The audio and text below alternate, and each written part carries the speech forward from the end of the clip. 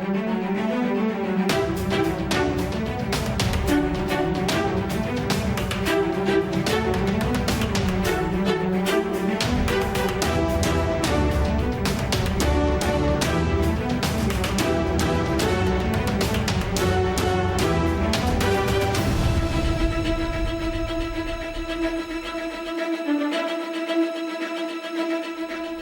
folks, welcome back to We the People.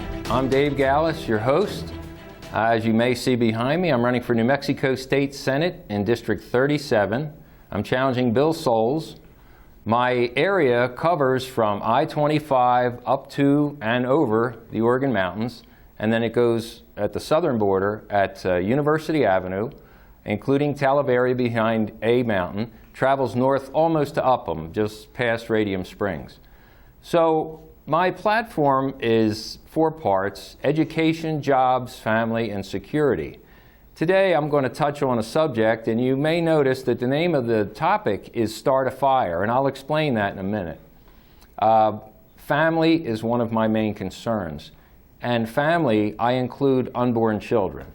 I know it's a touchy subject, and believe me, I do not judge any woman that has to make such a decision.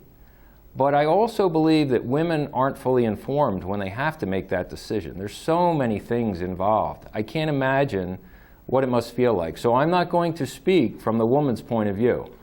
But I will say that I've had 4 children, and every one of my children have been a surprise. But they've also all been a blessing. I had a daughter that passed away at 8 months. And even though she suffered 5 months of her life, I am so happy that I gave her the opportunity for those few months that she did have with us. I can still see her smile. I can hear her laugh. So the idea of judging a woman that feels as though the only option she has in an abortion saddens me. And so there's also elements going on that just don't make sense to me. When you have 2 million people that want to adopt, that are on the adoption voter rolls, and in 2019, we had 863,320 abortions in 2019 in the U.S. That's twice as many people that want to adopt as there are abortions. So what's wrong with the system? Well, there could be some corruption going on. Maybe the adoption agencies, it's too difficult for people to adopt. But I also know that there's an embarrassment factor, that it has to be tremendous for a young woman. But there's also resources. Locally, we have resources. We have Showers of Grace that helps the mother after she's had a child. We have Turning Point. And Turning Point, I was at the facility. I've been at all the facilities, but Turning Point also has a room for young fathers-to-be. They counsel the young fathers. And I think that's an element that is way overlooked, that the young man should be a participant, an active participant in what's happening. And also in the decision-making. You also have CareNet, another wonderful organization. I believe that's on Solano, and I think Turning Point is on South Main. These facilities are there to support women. They're also there to counsel women that have had abortions. And, you know, I can't imagine what some women may feel as guilt. And I've heard from older women, 60-year-old women, that have never gotten over the fact that they had an abortion as a teenager. So again, it's not a judgment. But I'm thinking there's not enough information out there for these young girls when they're considering that option. Maybe they don't have the support of the fellow that they were with. Maybe they don't have the support of their family. Maybe they do and they don't even know it. I've heard of circumstances where a girl just automatically makes the decision on her own, no, I'm not going to have this child. Well, that's a tough one. I mean, I don't think these women are fully informed as to the physical repercussions. I mean, you could have a perforated uterus during the operation. You could hemorrhage. Now, you also have different stages of the abortion, where the early abortion would be you actually would take a poison to help disconnect the process going on, and you would remove the process as it's going on. But You know, I have my views and feelings as a man and as a father and as a counselor to people that are considering such things, but I'd like you to see a short video. And I met this woman, her name is Ethel Maharg. She's a former mayor of Cuba, New Mexico. She's also the director of Right to Life. So I'd just like you to see a short video from the woman's perspective. So we're going to play that now, and then I'll come back and I'll discuss it afterwards. So stay tuned for the video. It's Ethel Maharg. My parents were hardworking. My parents were hardworking people. My dad worked at the local electric cooperative until he was severely injured, and then he was disabled for the rest of his life. My mom was a waitress. They worked really, really hard to put us through school. And one year, they were commended by the University of New Mexico because all 7 of us were in school at the same time. They had sold cows to get us there. That's a lot of cows. Well, in 1976, my dad, he was disabled, but now he was serving his community, and he was in public office, and he was the mayor of Cuba. He was serving his 2nd term, and I was attending college at UNM, University of New Mexico, and I met a young man, and I became engaged. Well, pretty soon, we found out that I was pregnant. Immediately, my first thoughts were, oh my goodness, what is this going to do to my family? The shame of this will just bring them down. My dad was so well respected, my mom, my brothers and sisters. And my fiance also had a father who had a prominent position in the city. I was scared. My best friend walked out on me. My fiance said, if you don't have an abortion, I won't marry you. I was devastated, scared, and alone, I thought. So on April 13, 1976, I walked into the abortionist chamber and I took the life of my baby. That began a process where I cried forever. And I cried, and I cried, and I cried, and I cried every night. And my dad used to say to me, why do you cry all night? Because I didn't even know I was. Of course, I couldn't tell him, but I think he knew. I think I talked in my sleep.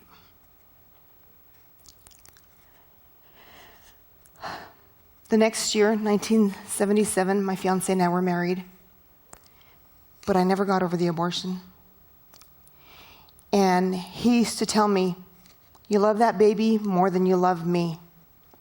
He found his comfort in other women, and 2.5 years later, we divorced. In 1980, my dad became very sick.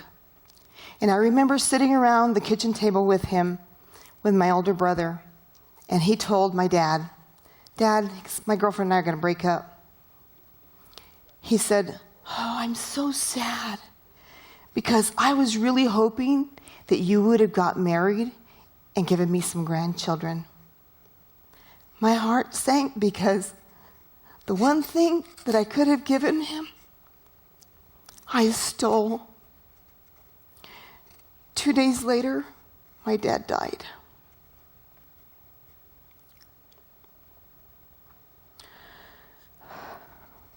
A short time later, I met and married a man who was abusive. That marriage lasted approximately 4 months. It was a blur. And then I began to party, drink, become promiscuous, to drown the pain, I believe, because I felt like it really didn't matter.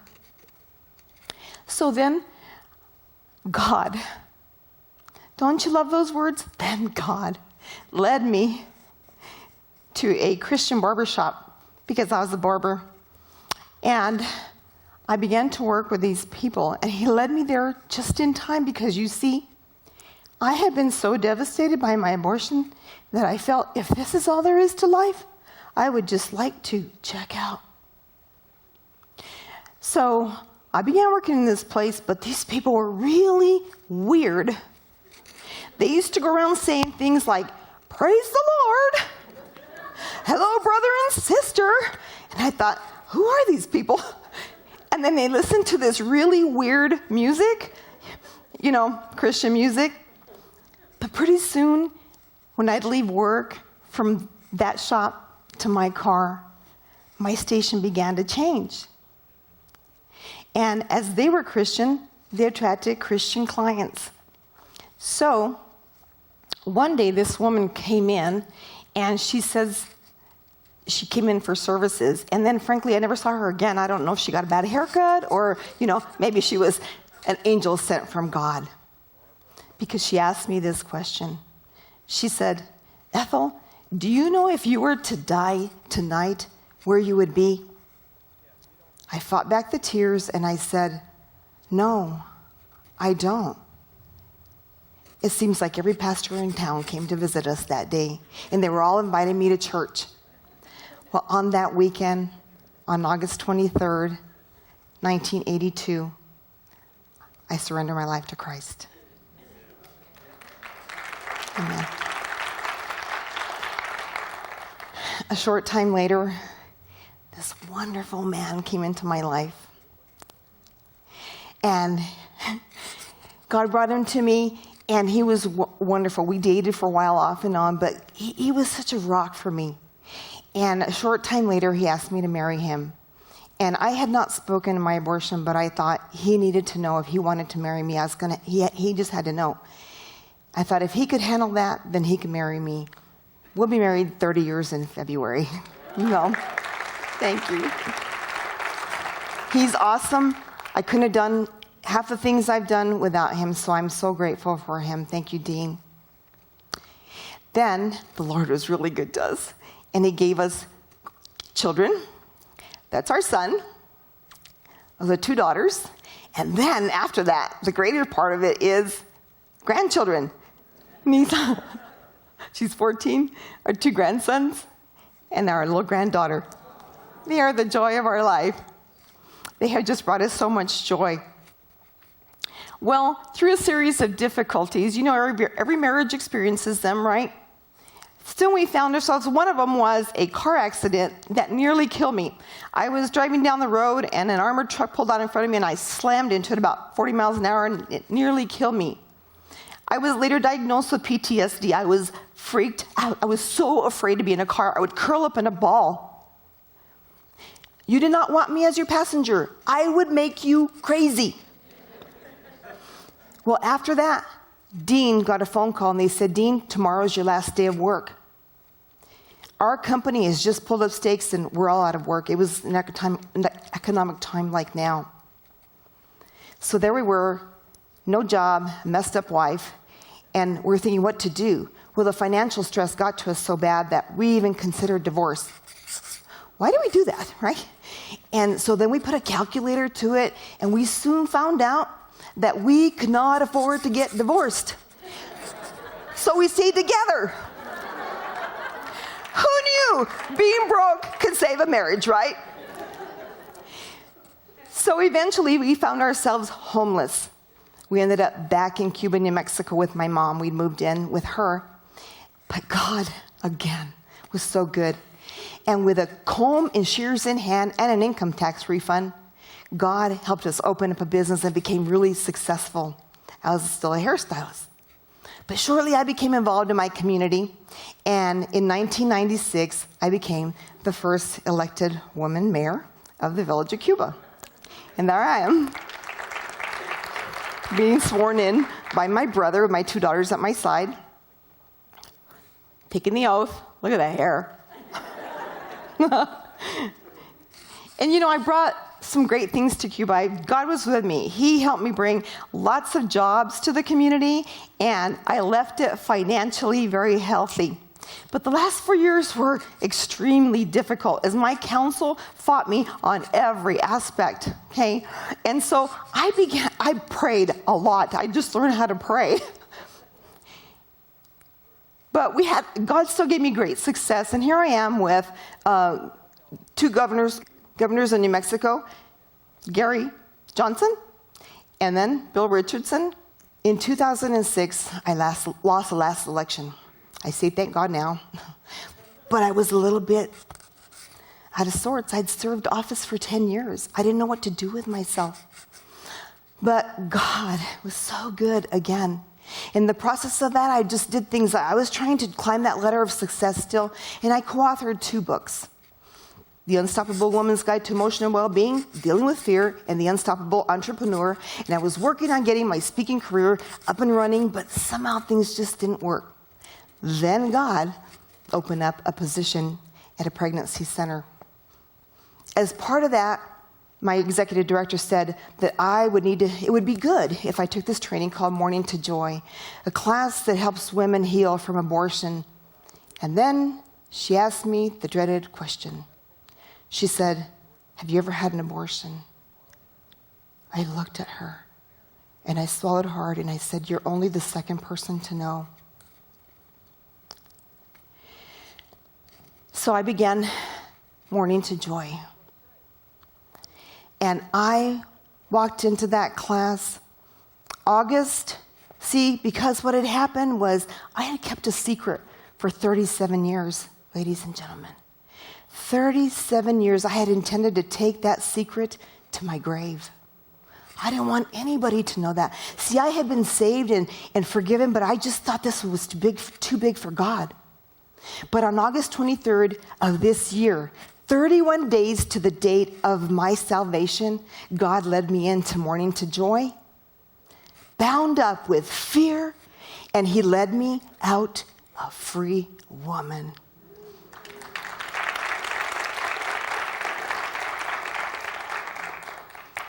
You see, I was responsible, I thought, for every woman that couldn't have children. I just knew it was my fault.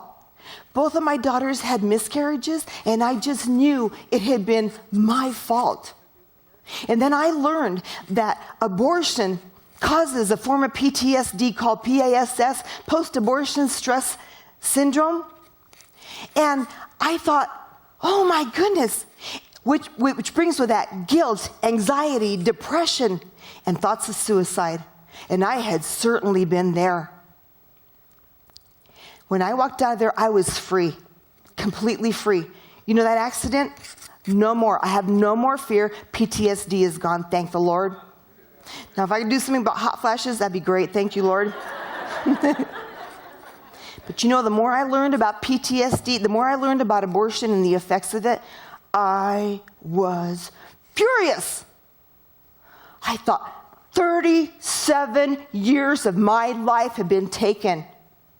And then I was asked if I would testify. And normally I was excited because I wanted to be a speaker. But when they asked me, I thought, I just want to run the other direction. God, I'll be standing here in front of all these people. But what I did is I said, I will be obedient. My son said, Mom, tell it like it is because nobody does. And you know what? There have been days since that class that I have experienced unconsolable grief over my child as I'm healing. And I said, if I can just save one woman, just one, from feeling what I feel right now, I'll do it, Lord. Because you know what? They deserve to know. They deserve to be set free. They deserve to know that what the world has been giving them is a lie. They deserve to be restored, to find that God embraces them and restores them back to wholeness again. And I said, so yes, Lord, I will be like Isaiah. I will be like, send me, Lord God. I am bound and determined to help men and women be set free. And yes, men are bound by this as well. If I have to do it one at a time, I'm going to. A couple of weeks ago, when we were at the center, we were counseling a young girl who was being pressured, which is mostly what happens, into abortion. She decided to carry her baby, and we're so excited. Just a little bit later, the ultrasound tech walks in and tells me, she brings me a picture and she says, Ethel, she goes, Here's your first one. Yay, God. Yay, God. I was so excited. I thought, Lord, with your help, I intend to start a fire that can't be put out. Because I'm mad at the devil for stealing from me and everybody else. I want to be like Caleb, where he said, you know what? I'm 80 years old. My eyes are not dim, though. And I feel like I'm 40. And I'm going to go take my land. I'm going to go take back what the enemy took from me. So I'd like to start that fire with you, and I'd like to encourage you guys. I'd like to offer you a challenge to vow to come alongside women that are pregnant, no matter the circumstance, no matter the financial situation, no matter the status. Pastors, I beg you, have your women and men come forward and receive healing. And if you have had an abortion, come forward, because you know what? 2 to 5 women are sitting in the pews right now, every single Sunday, and they're in pain. They're hurting. Many of them have not told their story, and they don't want to because of the shame. I promise you, God will set you free. There is no judgment. We're not here to judge. There's help and healing and restoration for you. God is in the healing and restoration business, and he wants to set you free. Please do not wait 37 years like I did. Let's go out and start a fire. Welcome back to We the People. I'm Dave Gallus, your host. I hope you enjoyed that video. Ethel Maharg, special lady. She's telling us the true story about her life, about her loss, and I can really feel for her. It takes a lot of courage to stand up and admit to having an abortion. But like she said, there's many women out there that are suffering. And I certainly am not a judge.